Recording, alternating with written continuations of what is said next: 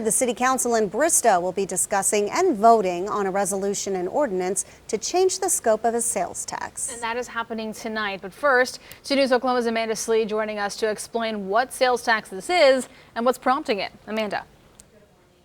Julie, in 2021, voters approved a penny sales tax to fund the build of a new city pool and a new hospital, or at least it was advertised as that, according to the city's attorney. With the hospital closed for almost 2 years now, residents are wondering where their tax money for the hospital is going.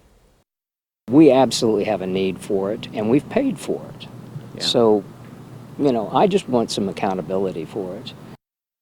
The city's attorney, Beth Ann Childs, tells me that the sales tax is actually for capital improvements of the hospital, and some of it has already been used. But looking back on how we got here, this all started in 2021 when the previous operators said that the building had run its course and wanted to build a new hospital. A new company known as Caris Health was then selected to take over operations of the hospital when the previous operator's contract ended. Childs says that the city's agreement with Caris includes them footing the bill for a new hospital to be built.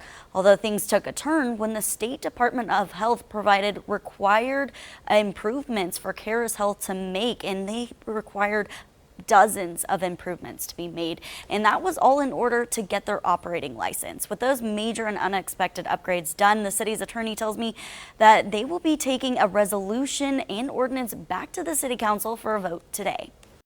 The purpose of this is to put this back in the hands of the voters and let them, have a voice in where we move forward.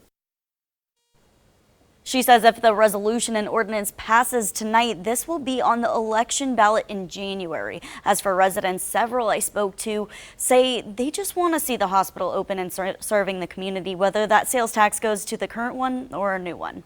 Amanda Slee, 2 News Oklahoma.